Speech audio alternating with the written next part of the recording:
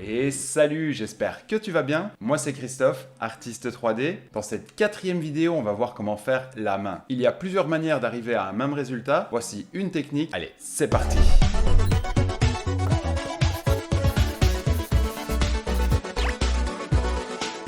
Donc on va partir sur une scène vierge. Voilà. On crée une box. On vient mettre une petite couleur pastel comme d'habitude. Ensuite, on ajuste un petit peu la silhouette de la paume de la main. Voilà. Comme ceci. Ensuite, on vient réduire la topologie avec une résolution minimale et on valide. Voilà, donc ça va être la base de notre main, la paume. Alors je viens ici adoucir un petit peu les coins. Je vois que la symétrie est activée, mais évidemment la symétrie pour la main, ce n'est pas nécessaire. Donc ici je vais venir désactiver la symétrie. Voilà. Donc, quand vous regardez bien votre main, vous voyez qu'il y a la partie du pouce qui est plus sortie que celle dans le prolongement du petit doigt.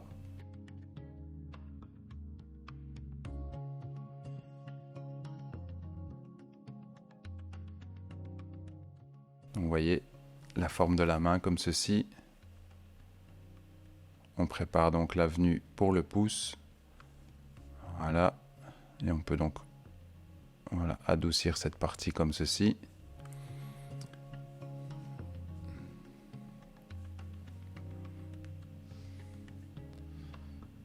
Votre main n'est pas non plus complètement plate, hein, donc n'hésitez pas à donner un volume, une courbure. Ça, on verra peut-être plus tard lorsqu'on mettra en place les doigts. Voilà, ici on met déjà un petit peu de volume.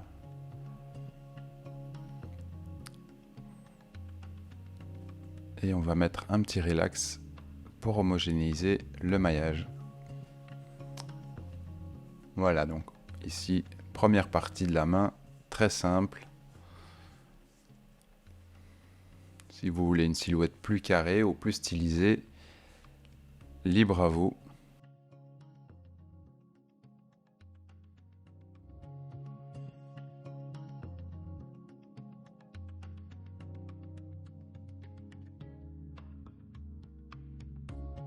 Petit ajustement de la silhouette.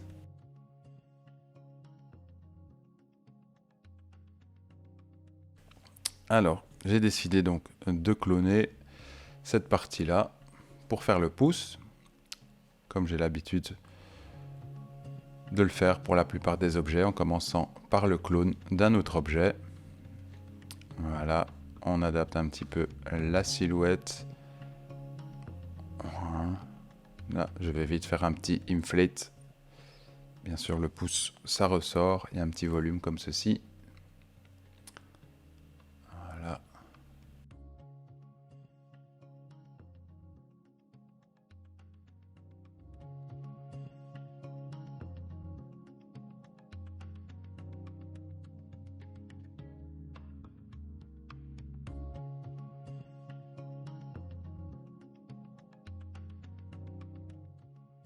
Le pouce est aussi plus bas que la hauteur de la main.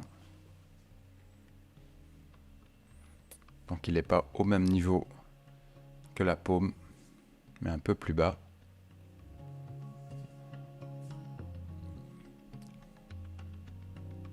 Voilà, donc on va venir faire ressortir le volume.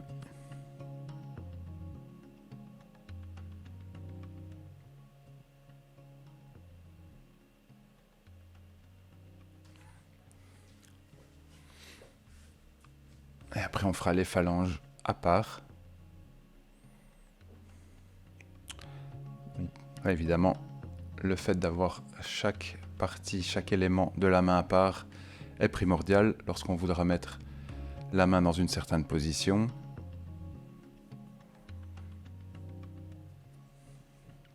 Donc ça, c'est un petit peu à vous de voir comment vous voulez fonctionner pour la création des doigts. Il n'y a évidemment pas qu'une seule façon d'arriver à un même résultat. On en a déjà parlé. Et c'est évidemment le cas pour les doigts de la main.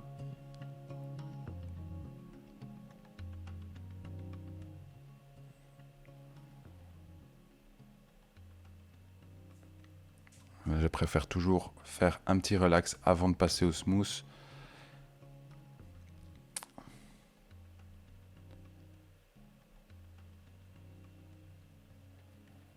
Voilà. Ça va être un choix stylistique pour la main et pour les doigts de votre personnage. Comment vous allez vouloir gérer ça. Est-ce que vous voulez des doigts plutôt comme ceci, un petit peu rectangulaires, on va dire, ou vous voulez des doigts plus fins, plus ronds. Voilà, moi j'aurais fait des doigts ici, comme ceci pour mon personnage normal, et pour le personnage féminin, j'aurais fait des doigts beaucoup plus fins, évidemment, plus élégants.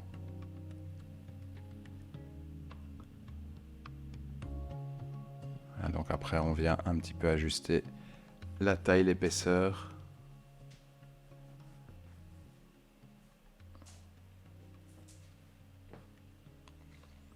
Une fois qu'on est satisfait de notre objet, on ajuste le point de pivot.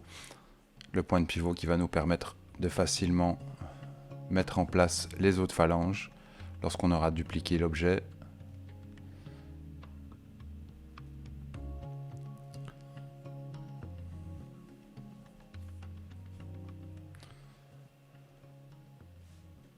Voilà. Hop.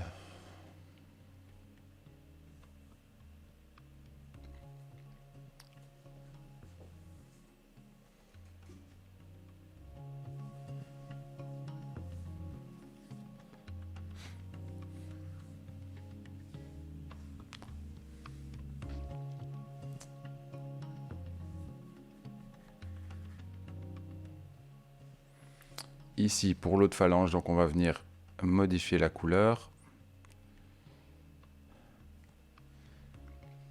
Modifier la taille. Vu que là, la première phalange part évidemment de la paume de votre main. Vous regardez bien, si vous partez de la première phalange de votre doigt, de votre index, est beaucoup plus grande que la seconde. Elle a quasiment le double de sa taille.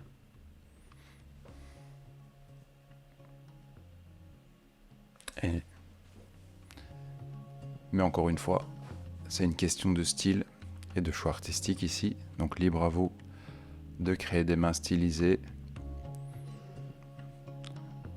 Mais il faut quand même savoir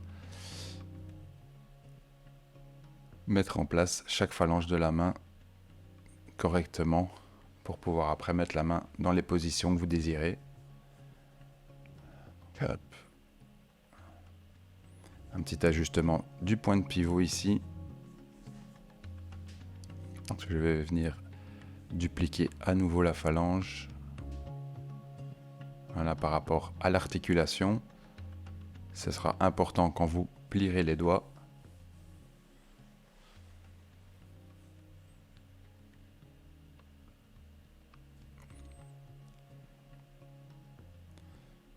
Et voilà. Et au niveau des articulations du doigt, donc, un petit peu grossir les extrémités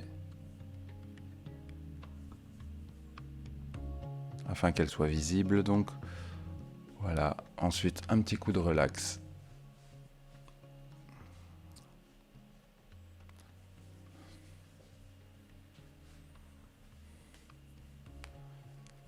Voilà.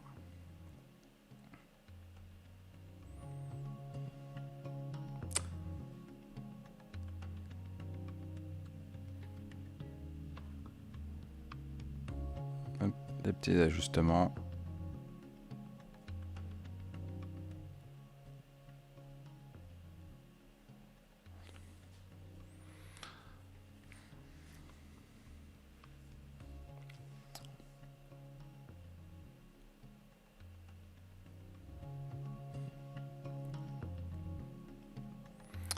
Une fois qu'on est satisfait, on clone pour la dernière phalange. On vient modifier la couleur.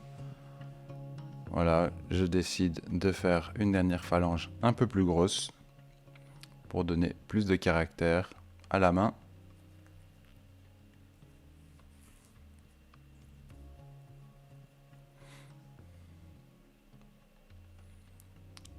Voilà, et comme pour le reste du corps, on ajuste la partie précédente à celle qu'on vient de créer afin qu'elle s'adapte bien entre elles. Et une fois qu'on est satisfait,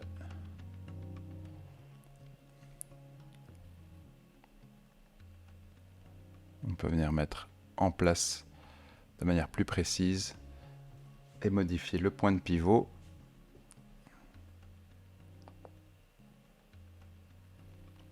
Encore une fois, toujours au niveau de l'articulation. Et on clone.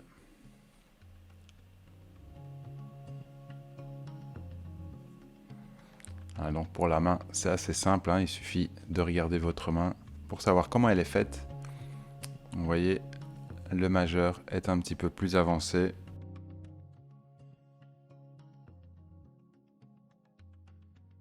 Ensuite, vous pouvez mettre déjà la main dans une position plus ou moins naturelle, afin d'avoir plus facile à accéder aux objets aussi. Voilà, hop.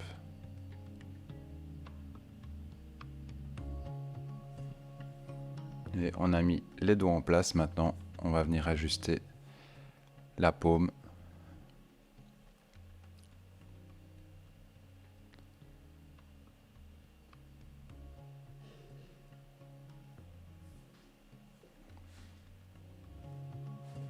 Voilà.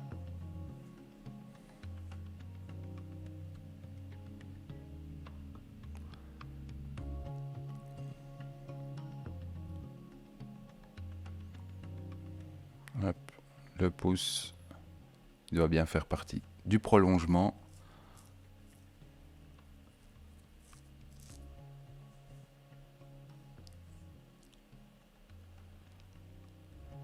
Alors je choisis une phalange à dupliquer pour créer le reste du pouce. Et je viens ensuite modifier l'épaisseur et les proportions de celle-ci pour faire en sorte que ça corresponde au doigt que je veux créer. Voilà.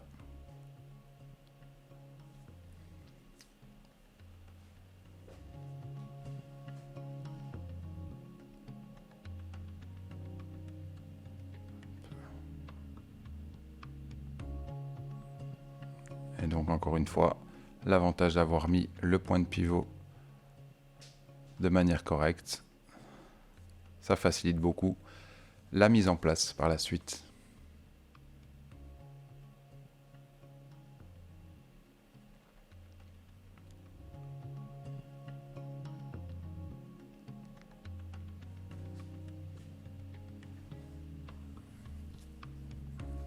Et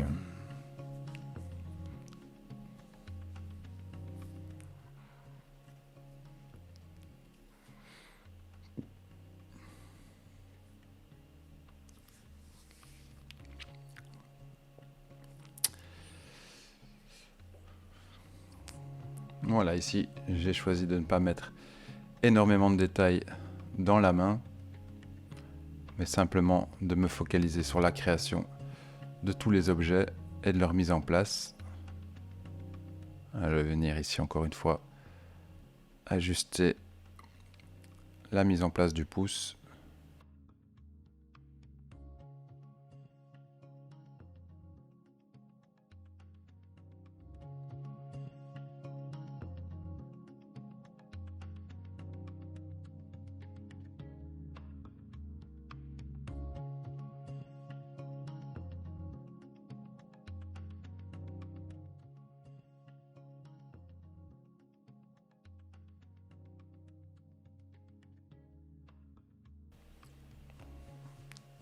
Hey.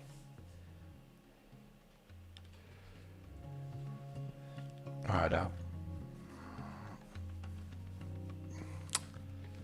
Prenez votre temps, faites ça bien. Une fois que c'est fait, ce sera que du boni pour la suite.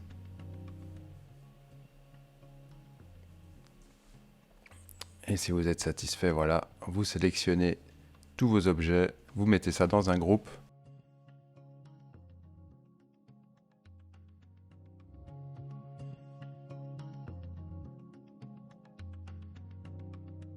Ensuite, vous venez mettre en place le point de pivot du groupe, comme ceci. On va venir mettre la main maintenant en position par rapport au bras. Voilà.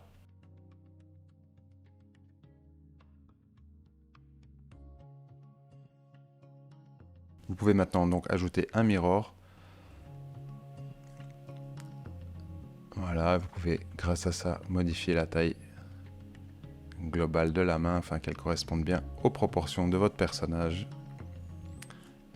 Comme ceci.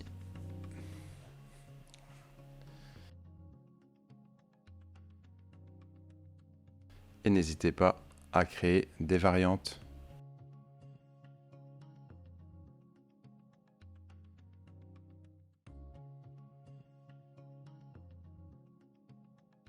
Et voilà, cette vidéo est à présent terminée, j'espère qu'elle t'aura été utile. Faire une main, c'est un exercice assez simple, donc je te conseille de prendre ton temps et de le faire correctement. Alors je te souhaite bonne sculpture et à la prochaine. Ciao!